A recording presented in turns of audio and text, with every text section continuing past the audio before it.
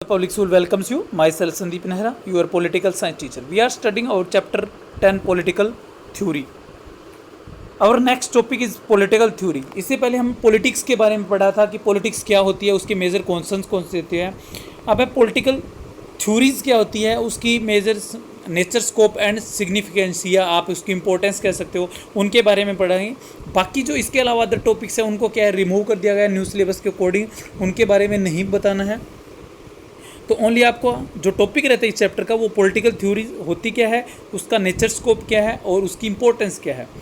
तो political theory के बारे में क्या है, हम ये कह सकते हैं कि सभी जो हमारे पॉलिटिशियन हैं, जो या साइंटिस्ट कह सकते हो पॉलिटिकल साइंस के, तो उनकी जो फिलोसफी है उसके अंदर ये कैसे नहीं कह सकते कि पॉलिटिकल थ्योरी के बारे के अंदर उनके जो व्यूज़ हैं सबके एक जैसे, सभी के अलग अलग हैं, क्योंकि फिलोसफी क्या सभी की क्या होती है, अलग अलग होती है.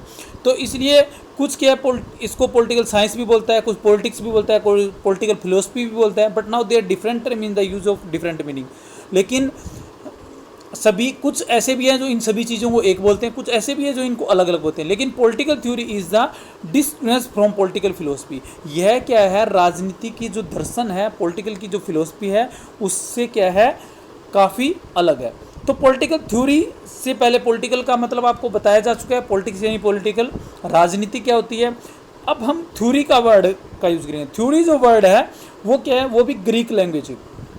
एक बात आप हमेशा ध्यान रखना कि पॉलिटिकल साइंस के अंदर जितने भी वर्ड आएंगे उनमें से 90% जो वर्ड लिए गए हैं वो ग्रीक लैंग्वेज से लिए गए हैं, जिसको इंग्लिश में ग्रीक और हिंदी के अंदर यूनानी भाषा बोलते हैं. तो ये क्या है, ग्रीक लैंग्वेज के वर्ड थ्योरिया से लिया गया है, जिसका मतलब होता है किसी भी चीज़ का मतलब बहुत ही गहन चिंतन करना, मतलब गहरा चिंतन करना, उसको बोलते हैं. That suggest a well focused mental locked taken in something in the state of the complement with instinct to grasp it. मतलब कि बिल्कुल गहराई से भावपूर्ण चिंतन करना, उसको बोलते हैं. तो आर्नोल्ड ब्रैच है, उन्होंने थ्योरी की डेफिनेशन दी है. वैसे ये लर्न करने की जरूरत नहीं, थ्योरी की डेफिनेशन अलग से, हमें सिर्फ यहाँ थ्योरी का मीनिंग बताना है. It is always use to designate attempts of the explain of the phenomena especially when that is done in the general and abstract term. तो उन्होंने कहा था कि जो सिद्धांत है, थ्योरी है, वो एक ऐसे मतलब प्रस्तावनाओं का सेट है जिसके अंदर क्या डाटाज के संदर्भ में डायरेक्टली उनको क्या इन्वेंशन करना हो, किसी चीज़ को ऑब्जर्वेशन करना हो, उन चीज़ को, उन सब के बारे में बताती है, वो थ्योरी कहलाती है. तो उनका कहने का मतलब था कि थ्योरी किसी भी जो फिनोमिना है, किसी एरिया के अंदर पॉलिटिकल फिनोमिना है, उसके बारे में बिल्कुल गहराई से क्या करना, चिंतन करना, उसके बारे में लॉजिक ढूंढना, वो थ्योरी का नाम दिया है. लेकिन हमें सिर्फ पॉलिटिकल थ्योरी यहाँ पर लर्न करना है कि पॉलिटिकल थ्योरी किसे कहते हैं. तो political theory is a theory about which is political science and the philosophy of something that is political. यानी पॉलिटिकल थ्योरी वो है जो हमें क्या करती है, पॉलिटिकल साइंस और जो हमारे आसपास जितना भी राजनीति है, जो भी कुछ है, उसकी फ़िलोसफी के बारे में जो हमें स्टडी करवाता है, वो पॉलिटिकल थ्योरी कहलाती है.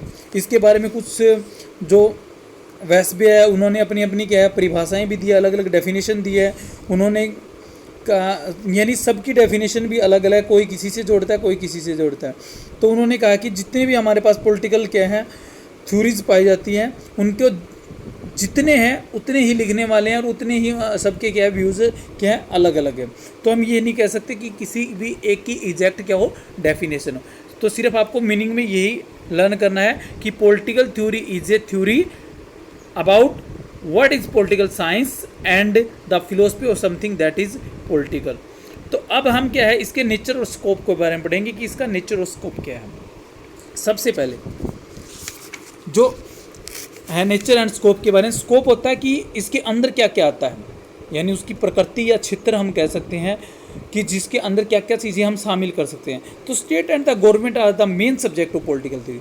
पॉलिटिकल थ्योरी का मुख्य जो विषय है, मुख्य जो सब्जेक्ट है, उसका स्कोप कहाँ तक फैला हुआ है, गवर्नमेंट और क्या है, स्टेट है. अगर गवर्नमेंट और स्टेट नहीं होगी तो वहाँ पर पॉलिटिकल क्या हो जाएगी, ख़त्म हो जाएगी.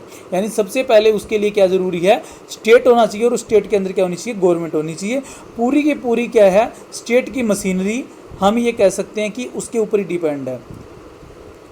यानी राज्य के स्टेट के ऊपर क्या है, पूरी की पूरी पॉलिटिकल साइंस डिपेंड करती है. जिस तरह का अगर मोनार्की सिस्टम का जैसे होता था तो वहाँ की पॉलिटिकल थ्योरी वैसी होती थी, अगर डेमोक्रेटिक सिस्टम है तो वहाँ की पॉलिटिकल थ्योरी वैसी होगी। तो इसलिए हम कह सकते हैं state is the main subject of political science and theory because the machinery of political science revolves around the state. यानी पूरी की पूरी मशीनरी जो है पॉलिटिकल साइंस की वो किसके आगे इर्द गिर्द घूमती है, स्टेट के। और man is incomplete without state, हम ये कह सकते हैं कि मनुष्य क्या है आज के टाइम में बिना स्टेट के उसकी कोई वैल्यू नहीं है, वो इनकम्प्लीट है। In the sphere of political theory we study the nature and the size of the existing state. तो आपको इतनी डिटेल्स से लिखने की जरूरत नहीं है, हम सीधे से शब्दों में कह सकते हैं कि nature of state and government has change with the time. मतलब समय के साथ साथ क्या है, नेचर चेंज हो रही है किसकी, स्टेट की भी और गवर्नमेंट की। और पॉलिटिकल थ्योरिस्ट क्या करते हैं, उनको स्टडी करते हैं। Studies the reason for the origin of the state and this process of development. वो बताते हैं कि कैसे स्टेट बने। जैसे पहले क्या था, आदि मानव थे, धीरे धीरे कबीले बने, उनके सरदार बने, फिर उन्होंने मिलकर के क्या स्टेट बनाए, अपने लिए रूल्स बनाए, फिर गवर्नमेंट बनाने स्टार्ट की। फिर क्या धीरे धीरे लोगों ने अपनी डिमांड्स को करने के लिए इक्वलिटी, इस तरह के राइट्स की डिमांड की, उनको क्या कुछ राइट्स दिए गए, तो डेमोक्रेटिक सिस्टम सामने आए। तो इस तरह से क्या है, पॉलिटिकल थ्योरीज क्या है, उन सभी के स्टेट्स के जितने भी ऑर्गन्स है, उसकी प्रोसेस है डेवलपमेंट की, उनके बारे में क्या है स्टडी करता है। पॉलिटिकल थिंकर्स के बारे में बताता है कि कैसे वेलफेयर स्टेट, जो आज के टाइम वेलफेयर स्टेट है यानी कल्याणकारी राज्य जिनको कहा जाता है, इसका एक ही पर्पज होता है कि जो लोग हैं उनके लिए कल्याण करें। लेकिन पुराने टाइम में ऐसे स्टेट्स नहीं थे। तो इस तरह क्या है इन सब चीज़ों की स्टडी करना वो पॉलिटिकल थ्योरी का काम है। तो इसका नेचर एंड स्कोप के बारे में आता है। तो इसमें मेन लाइन्स आप निकाल करके क्या लिख सकते हो। सेकंड पॉइंट है स्टडी ऑफ पावर।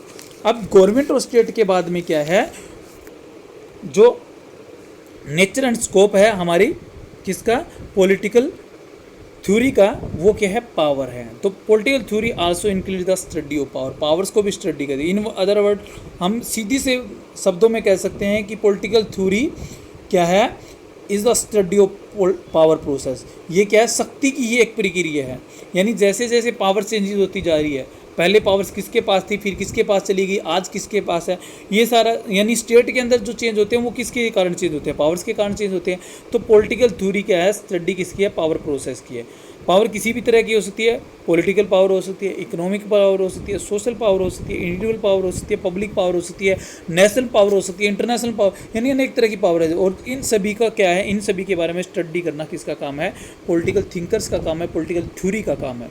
इनके बारे में इंटर रिलेशंस पावर के बीच में, नेशनल और इंटरनेशनल पावर्स है उनके बीच में इंटर रिलेशन कहते हैं। स्टेट और गवर्नमेंट की जो पावर है, गवर्नमेंट के पास जो पावर है, सेंट्रल गवर्नमेंट के जो पावर है, स्टेट गवर्नमेंट के पास जो पावर है, उनकी रिलेशंस कैसे हैं, उनके बारे में स्टडी करना। यानी पावर्स के अंदर स्टडी करना या उनके बारे में स्टडी करना, ये सारा का सारा काम किसका है, पॉलिटिकल थ्योरी का है।